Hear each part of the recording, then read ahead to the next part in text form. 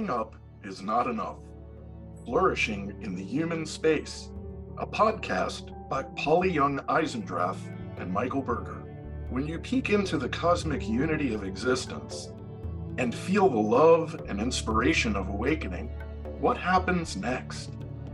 Whether it's through meditation, spiritual practice, near-death experience, ingesting a mind-altering substance, or being born again, you don't get a map for improving your messy life. In this podcast, Young-Eisendrath and Michael Berger draw on expertise in science, psychology, adult development, psychedelics, NDEs, dreams, and Buddhist practice in conversations about compassion, resilience, responsibility, kindness, and development after awakening. You will learn how to chart a new path for flourishing in the human space, in which waking up is important, but not enough, and growing up is never finished. Co-hosts Young-Eisendrath and Michael Berger bring different kinds of expertise. Polly is an author, psychologist, Jungian analyst, longtime Zen practitioner, couple therapist, and founder of Dialogue Therapy and Real Dialogue. Michael Berger is an entrepreneur, an expert in psychedelics, a spiritual practitioner of Jewishness, a skeptic, a Real Dialogue specialist, and a filmmaker who is known for his documentary, Improbable Collapse, The Demolition of Our Republic.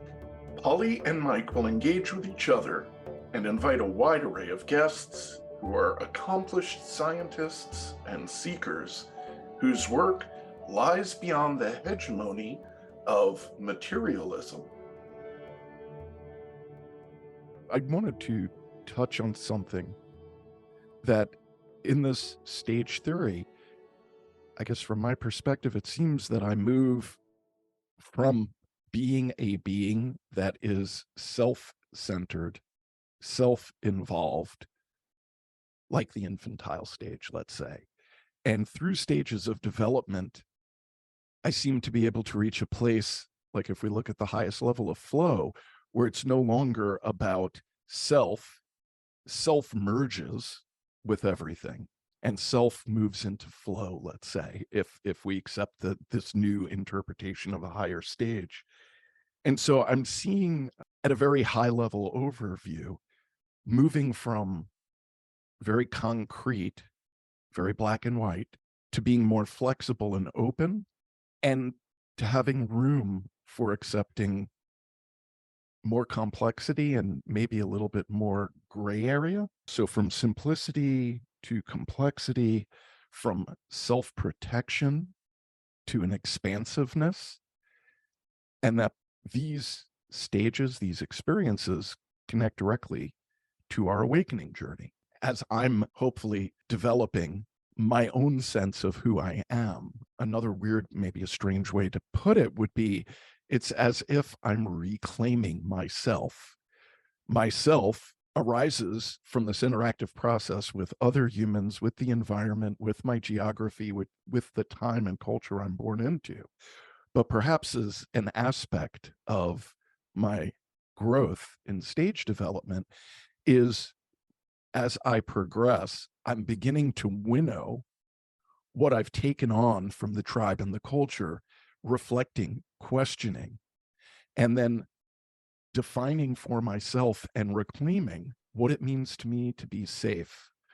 How do I fit, or how do I feel in terms of my emotional interrelationships with other people? Am I protecting myself, or am I open to hearing what others say without responding with defensiveness or taking it personally? So also moving from, this is very, very personal, to coming from a place where I understand that it isn't personal at all. How you interpret your experience differently from the way I do is not an attack or a criticism of the way I see my reality, nor is my way of seeing my reality an attack or criticism on yours. And I think one of the challenges is this notion that somehow, as we just by using the spatial metaphor of moving up in development or a higher level of development, we infer that one is better than another or superior, when in fact, if I'm understanding what you just said, it's really about a structure and coming into a higher order of coherence within my understanding of myself. It isn't a better than or less than, it is a path. There isn't a moral angle to this. You're so correct in everything that you're saying. And it is true that each one of these is, let's say, legitimately impersonal in the sense that these are structures that naturally unfold in a way that we cannot easily perceive. This is something that's flowing along, but we don't perceive typically. But where it does enter into awakening and where it enters into the moral order is some of what you were mapping out, that we move from being extremely concerned with our own safety and our own needs and our own resources. And you'll see it's much more complex than that, because that seems as though it is just a sort of orientation towards self, but it's really a way of seeing the world as well. We move from that and we move through a time of tribalism. And then we move past tribalism. And if we could keep moving in an understanding that the human view of things is inherently benefited on every level by not killing each other, not having war, not being basically convinced of our own separate or even tribal truth or reality, that we're moving through this sea, or this, let's say, this river that flows into the sea. We'll use that metaphor that's in the poem. The sea here is the awakening. The sea is the awakening to the inherent unity. Things are flowing into the awakening, into inherent unity. We know that because if we awaken through meditation, near-death experience, psychedelics, the mask of the present moment is lifted, and we see the unity that's behind the mask. We experience it. But then when we bring that insight of love and unity back into our individual lives, we're bringing it back into the place in the river where we are at that moment. And the river is naturally flowing towards the sea. So the natural development is towards a more humane morality, a more humane, kind, compassionate engagement with each other, not only with the world around us. Yes, people love the dolphins and they love the elephants. They often don't love each other. So, we're no longer in a world where animals like snakes or tigers are our primary enemies. We're in a world where the Homo sapien is our primary enemy. And this natural movement of development is towards an outcome in which it's clear that that cannot be the case. It cannot be the case that we are benefited from making other people our enemy. And so, in a sense, there's a natural unfoldment in these stages of development of what I would call, the universal law of the golden rule, or whatever you want to call it. The inherent nature of our being is that we really must benefit others in order to be benefited ourselves. And it's got to be benefiting other people, not just our dogs or some other species or whatever, but benefiting others so that there's a natural movement. And that is the nature of consciousness developing through the human. And accepting what you just said is spoken from a certain stage of development. And it may not appear to somebody at a different stage, let's say impulsive or conformist. They might challenge everything you said, because from their perspective, they might be coming from, my role, for example, as a male is to hunt, to provide, to protect, to bring home the food so my partner can raise the children and their job. So in other words, at each stage, we're going to see these things very, very differently. And maybe one way to help show how this works is all we have to do is look at the major divides that we see in our current time. Whatever the issue is, whether it's different faiths that people belong to, or perhaps the way people consider the uber wealthy now, the 1% or the 1/10 of the percent, that this tribalism, that we can maybe now take a step back and look at the quote sides of these issues and see them as a reflection of a certain stage of development. Yes, I'm hoping that that will happen. I'm hoping that we can, as we go through the 5 questions, that we can begin to see that there is an underlying logic or structure to all of these positions that are taken on both sides of climate change, on both sides of renewable energy, on both sides of the war on Ukraine, or let's say war at all, or nuclear weapons. There are different stages of development that are legitimately there because they're different kinds of people. But if we recognize that the human development of consciousness for the human, awareness of our awareness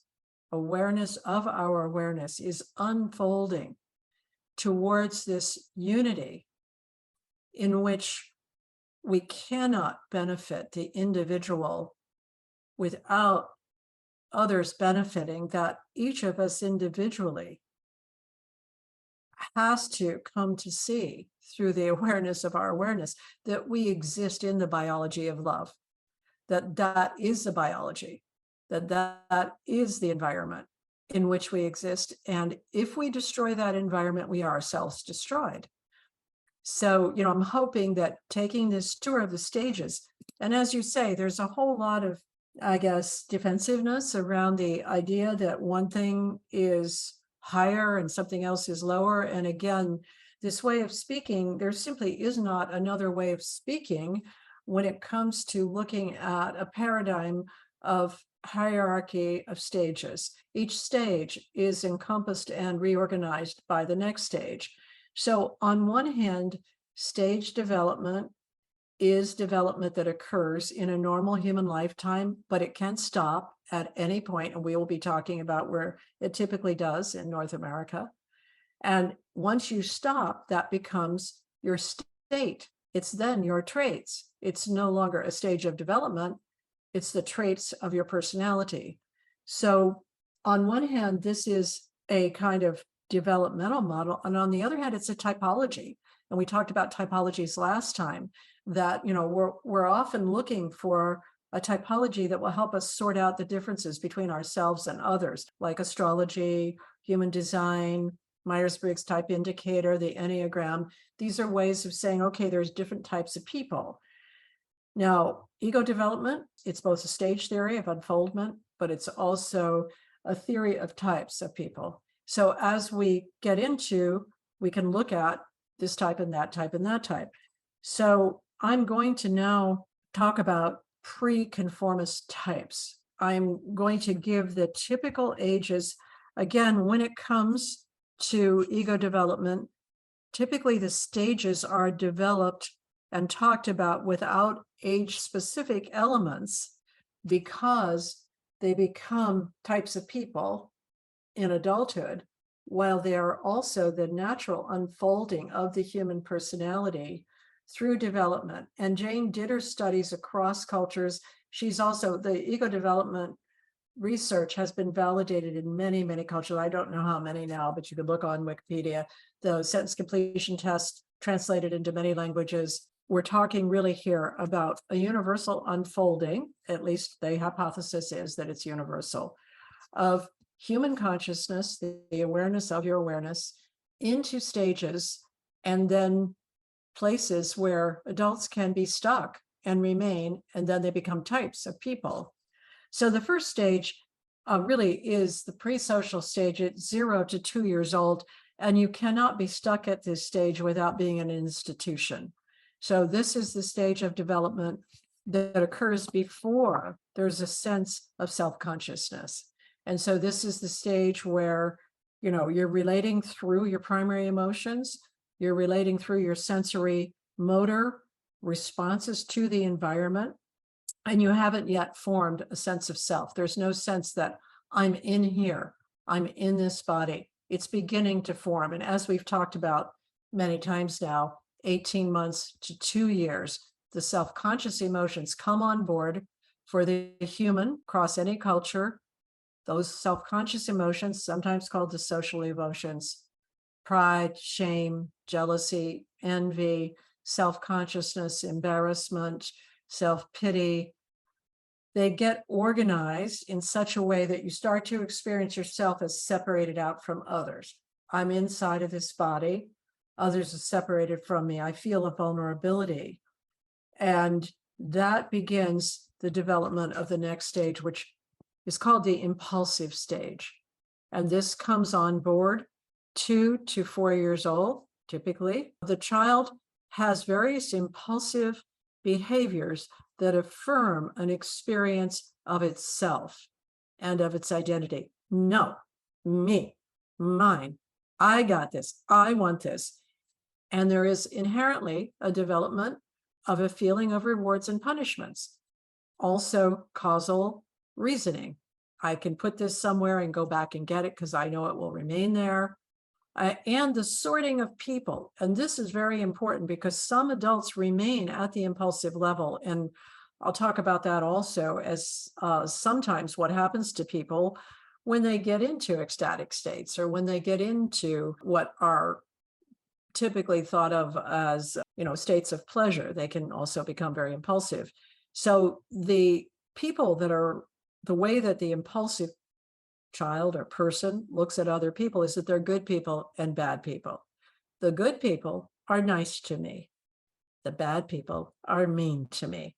So everything is sorted out by me. Are you nice to me? Are you mean to me? If you're nice to me, you're a good person. If you're mean to me, you're a bad person. And the bodily impulses that drive a lot of the behaviors at this stage are pleasure, aggression, sexuality. So this is the impulsive stage of development. And it's the further development. It's the unfolding from the pre-social stage where there really was not a self formed. So now the self is formed. We could call it the ego, the sense of I'm in here and there are others out there. And I'm using my impulses to sort out the world. And I'm sorting out other people at the same time. They're good people and they're bad people. And I'm driven by my own impulses, and I'm gradually organizing myself into an identity. And here we're talking about the individual. Depending on the others that are around the individual, others may reward impulses in that individual, or others may contain those impulses and help that individual develop to the next stage of development. So here we're talking about a child 2 to 4 years old.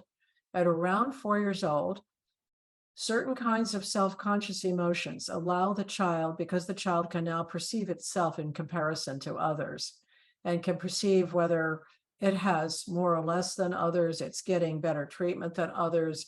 The child begins to form what's called the self-protective stage of development.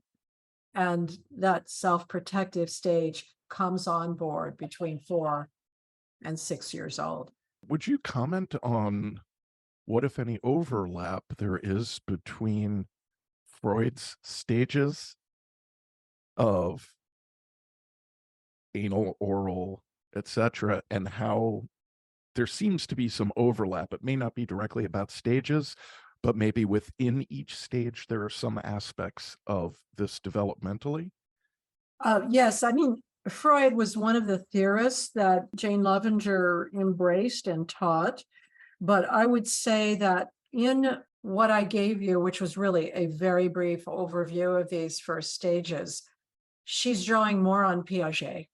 People are less familiar with Piaget, but Piaget talked a lot more about the formation of the self in relation to the sensory motor environment and the formation of the subject object split into I'm inside of the body and there's a world out there and I can make causes happen and I'm an agent and I have the ability to imagine and pretend and so on. Yes, there is a way that the impulsive stage sounds like Freud's psychosexual stages. I would say that the content of the impulsive stage comes more from the ego development test because there are adults that function at the impulsive stage. So she would have collected their sentence completions.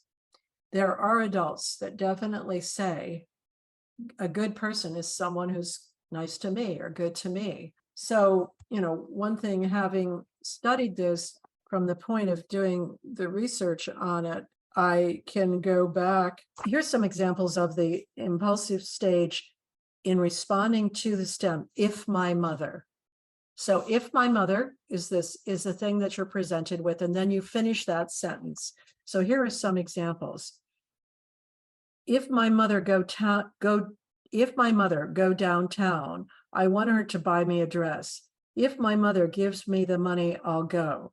If my mother would finish my sweater. If my mother brought me a sweater, I will thank her. If my mother let me go on a shopping spree, I would be happy. If my mother could make clothes, I would have a whole wardrobe. If my mother was my size, I would wear her clothes. If my mother was living, I would be very happy to get that motherly love. If my mother come over today, I will ask her to bake some cookies. If my mother has any money, I would like to see it once in a while. If my mother died, I would kill myself. If my mother died, I couldn't make it. If my mother ever hit my father, I'd be afraid. If my mother hit me, I'd cry. If my mother even touched me, I'd positively leave. If my mother is a short lady, if my mother is good to me, I'd be good to you. So you can see that the logic of impulsivity is in those responses, even though those people are not in the age group of the impulsive response. So when it comes to the impulsive stage of development, you've got a lot of sentence completions. You got a lot of data. Prior to impulsive, the pre-social, you really don't, because there's no one outside of an institution who is an adult at those stages. So starting with the impulsive stage, you're really building from data. You're not building from anyone's theories, but it sounds a lot like Freud. Some of it sounds like Freud, some of it will sound like Erickson, some of it will sound like Sullivan, some will sound like Jung. And that is because in reality, those theories are pretty accurate, but also when you're doing this kind of research on adult development, you begin to fill out your view of an adult who's functioning from a pre-social or from a pre-conformist, not a pre-social, but from a pre-conformist point of view. So the impulsive point of view is very sort of, I'll get what I need. And if you're nice to me, I'll be nice to you. And if you're mean to me, I'll be mean to you, and so on. So does that make sense? Yes, I think that's very helpful, especially hearing the actual responses. Some of them are a bit surprising. Yeah, and so maybe I'll do that. I'll read some from each one of these pre-conformist stages. And, this is, of course, taking longer to talk about than what we had forecasted. So I'm going to move now to the next pre-conformist stage, which is the self-protective stage. And this now is a stage of development where there are quite a few adults. So this is no longer 4 to 6 years old. From the point of view of ego development, there are a lot of adults at the self-protective stage of development. Jane always said that Richard Nixon was at the self-protective stage, and she was an expert. So she said he was very intelligent, but he was at the self-protective stage. I'm just putting that out there. So the self-protective stage, you find individuals being opportunistic and exploitative. They're working with their own self-control of their impulses. So now we're moving out of just behaving. So again, if you're taking an ecstatic drug, or you're in the middle of doing an ecstatic dance, or you are trying to become euphoric by getting into some state of mind, you're probably behaving impulsively. And if you just go with your impulses, you're likely to run over somebody else or not respond to what they need. And so you're back there in your, 2 to 4 year old stage or frame of mind. Now, if you can also operate in a more, let's say, mature, emotionally mature frame of mind, then you can step out of the impulsive stage. But sometimes people just sink into their impulses and they somehow feel that it's legitimate to just rest there. Similarly, with the self-protective stage, people sink into being opportunistic and exploitative of others because in those moments, they're feeling tired, they're feeling stressed, they're just trying to control their own impulses. And at the self-protective stage, we are anticipating short-term rewards. We want to gratify ourselves. We want what we want when we want it. We're fragile. We're vulnerable. And we believe in a kind of morality that getting caught means being wrong, and not getting caught means being right. We see a lot of this reasoning in politics. We say that if you don't get caught, then you're okay. If you get caught, you're wrong. We use rules to our own advantage, and we feel that blame is something that is important to do, but blaming is mostly blaming others. We're not blaming ourselves yet. We're blaming others, and we blame others, and to some extent, we try to get others into trouble. So at this self-protective stage, 4 to 6 years old, where there are a considerable number of adults, we are opportunistic and exploitative because we are trying to control our own impulses. And we justify what we're doing based on the fact that we are stressed, or we're, this has been done to us, so we can do it to others, etc. I'm going to take the sentence stem I am and read the self-protective, and then I'll read a few of the impulsive too, so you can get the contrast, because this is a development, from being impulsive to being self-protective. It's not a move backwards on this scale. Here, I'll read a few examples. So this is the sentence stem is I am, and the person fills in whatever they want to this stem. So a few examples of the impulsive stage. I am always good and respectful. I am a young lady, a respect young lady and nice. I am very pretty child when I want to be, and I am something, and I have been told to be good, so I try. And I am a very good woman is an impulsive stage of development expression. I am a very good woman. Now, I have to say the way you score these sentence completions is not obvious until you get into the whole scoring system. So you score everything separately as its own stem, then you put the whole thing together, the entire protocol, for a single person to check out to be sure you've been accurate, to see the logic that underlies the whole protocol. So here I am going to read some of the self-protective responses to I am. So the first set, now we're starting to categorize these responses. The first step are complaints against the environment. The second category is a crazy or stupid category. The third is boy crazy. The fourth is careful who I talk to. And the fifth one is self-rejection. So these now are categories that these responses are scored into. So I am unlucky. I am a girl who no one really understands. I am sick of this place and I want to go home. I am completely frustrated with selfish people. I am really at times quite stupid. I am crazy and in love. I am a sex maniac. I am very wild. I am a flirt. I am careful with whom I play with. I am conceited and mean at times when I'm in bad mood. I am easily hurt, ugly, nosy, and not very tactful. I am dirty-minded, overweight, a little, and very ugly. So those are statements of the self-protective stage, and they are statements that were made by actual people. These are actual examples, and they give you a feeling for what it feels like to be in this pre-conformist stage. This is still before conformity. So this is an individual trying to cope with their impulses, protect themselves, deal with the social environment they're in. They want to anticipate what's going on so they can get rewards. They're fragile, they're vulnerable, and they're still using the categories, if someone is nice to me, they're good. If someone is bad to me, they're mean to me, they're bad. So this struggle to simply bring yourself under control is a struggle that leads to self-protectiveness and leads to opportunism and leads to, taking advantage of others. That's legitimate at that stage of development, 4 to 6 years old. And you're beginning at that point to have an identity. I'm this kind of person. I'm a girl type or a boy type, or I am now you can be a non-binary type. You can be some other type, I guess.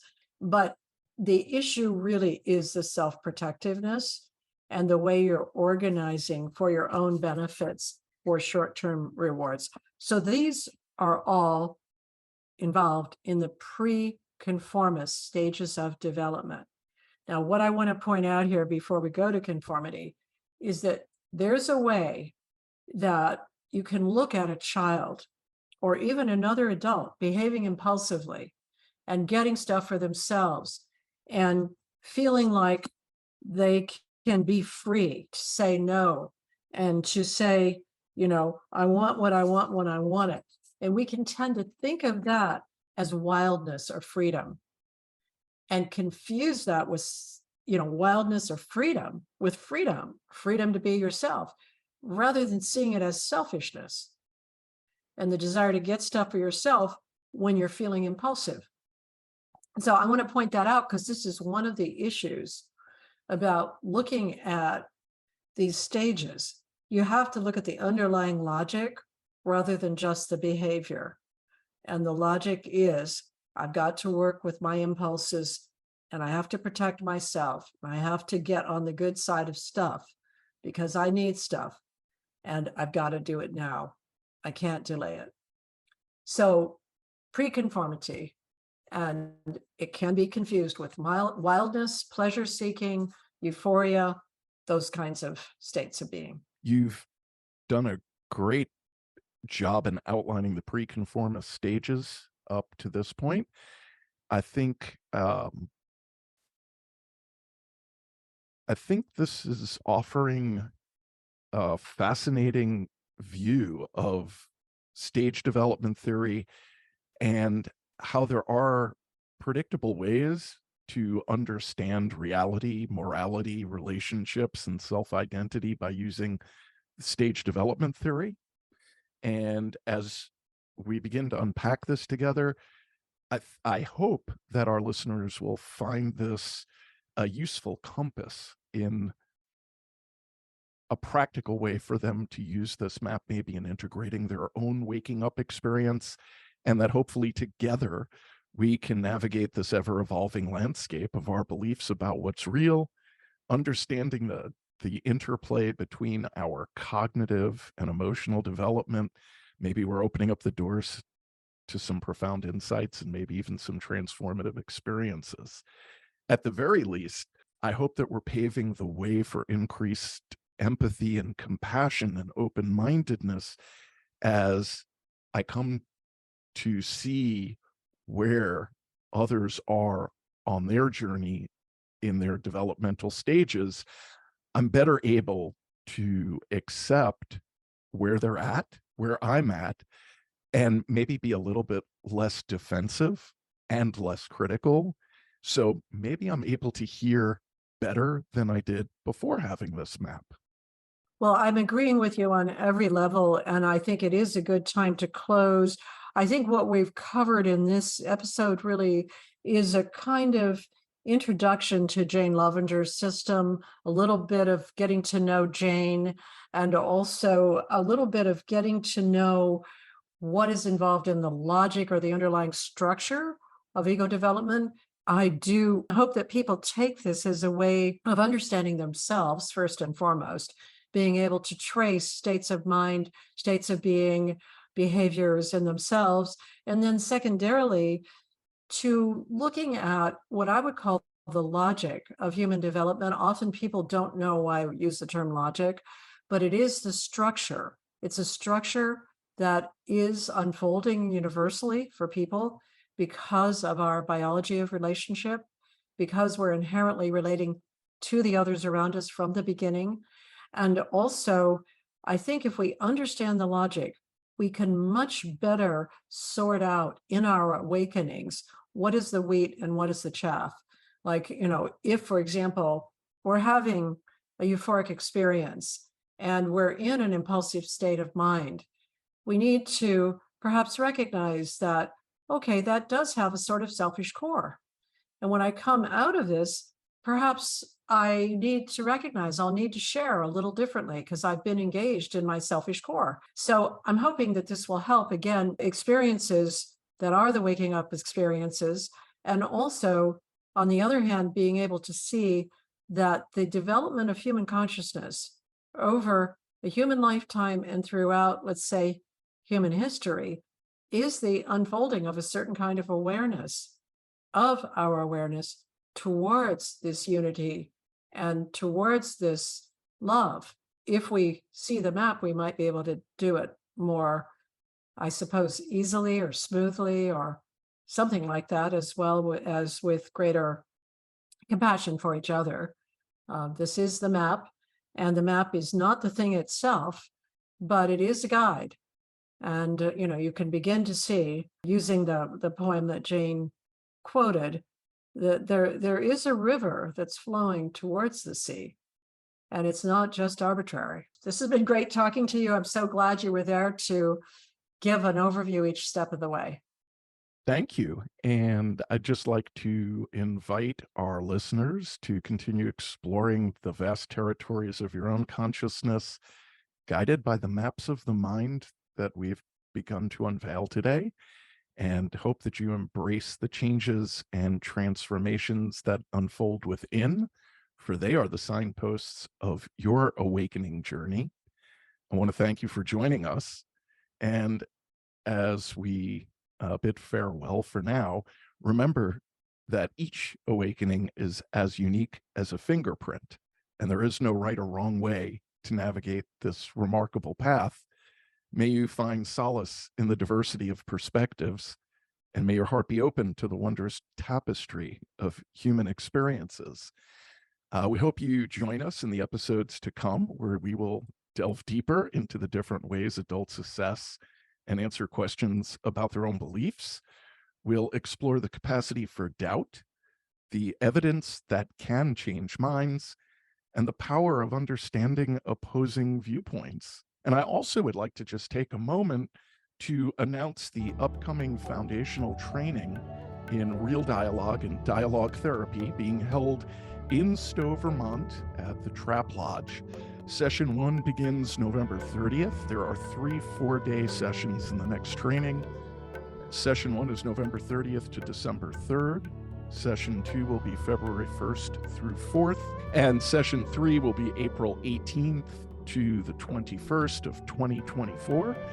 For more information, you can go to realdialogue.com, and from the menu select Foundational Training. All the details are there. If you have any questions about the training or anything in the podcast, you can email me at mike@realdialogue.com. Thank you for listening to Waking Up Is Not Enough. To explore further, go to www.realdialogue.com, where you can download our free app and become a part of our online community. Purchase any course in the Real Dialogue app, and you'll receive an email invitation to our monthly conversation, where Polly and Mike hold an Ask Me Anything monthly on Tuesdays. Waking Up Is Not Enough is produced by Chris Coltrane and is available on all major podcast channels.